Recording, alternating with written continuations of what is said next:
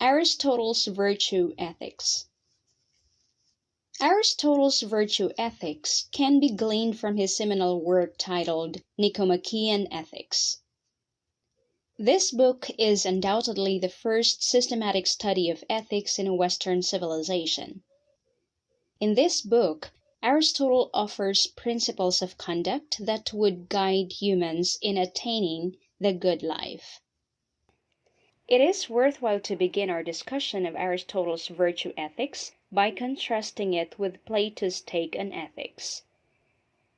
As is well known, Plato, following his master Socrates, believed that the moral evaluations of daily life presuppose a good life which is independent of experience, personality, and circumstances. Aristotle rejected this view. For Aristotle, moral principles are immanent in our daily activities and can be discovered only through a careful study of them. It is for this reason that Aristotle begins his ethical inquiry with an empirical study of what it is that people fundamentally desire.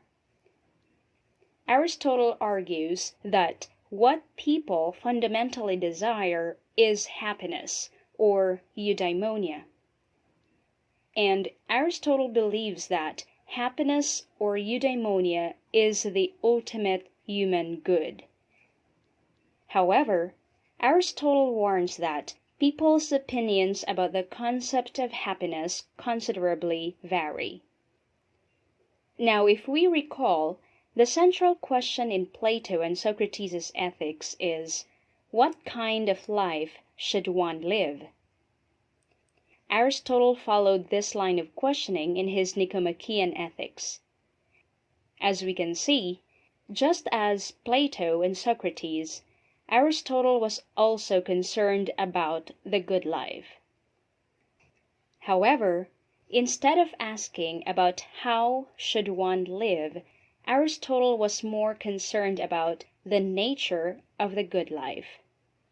Thus, Aristotle in effect asked the question, what is the nature of happiness? Or, what does happiness consist in?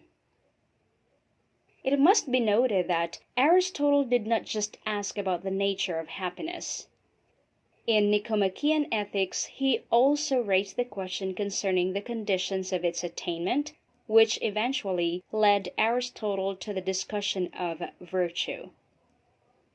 Aristotle's virtue ethics, therefore, is ultimately tied to a full understanding of the nature of happiness as humanity's ultimate goal, as well as the concept of virtue. As a virtue theorist, Aristotle's concern, therefore, is not only about right and wrong, but with virtues like courage and cowardice, wisdom and ignorance, justice and injustice, weakness of character or strength of character. From this discussion, we can now draw two major principles that will guide us in understanding Aristotle's virtue ethics, namely, eudaimonia and virtue. And so let us now turn our discussion to these concepts. Please take note that the following discussion will focus on how Aristotle develops a concept of eudaimonia that appeals to a conception of human nature and the way in which Aristotle develops an account of virtue that can show the idea that the life of virtue is a life of eudaimonia. As is well known, Socrates understands virtue as the major source of happiness. Plato continued this tradition and argued that moral virtue is vital to the rational soul of man. Although Aristotle followed Socrates and Plato's agenda, his concept of happiness differs from Socrates and Plato's because for Aristotle, happiness consists only in virtue's activity. Happiness, which most of Aristotle's interpreters call eudaimonia, is the ultimate end of human life. This happiness, or the ultimate end, is genuinely desired for its own sake or without qualification. So, actions which precede this end are the most valuable and cannot be superseded by any actions driven by ordinary kinds of ends. Of course, actions which result in honor, wealth, and power is definitely part of man's inclination to seek for happiness as pleasure, but unfortunately, this could not be the end which offers true happiness. Like eudaimonia, pleasure is also good. That is why Aristotle does not condemn man for desiring pleasure, because it is a significant part of human flourishing. But for Aristotle, the desire and actions that lead to pleasure only presuppose limited value, since its end is temporary.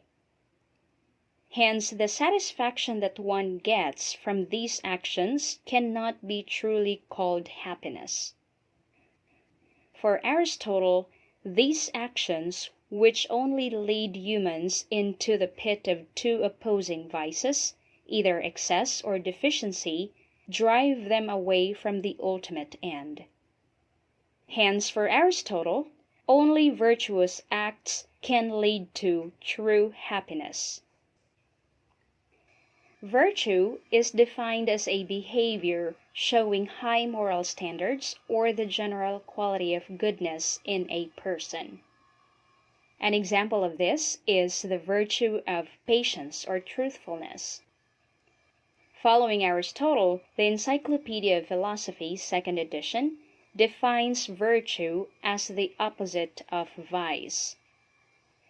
Vice in this context should not be literally understood within the specific context of social vices, like drug addiction, excessive cigarette smoking, and gambling.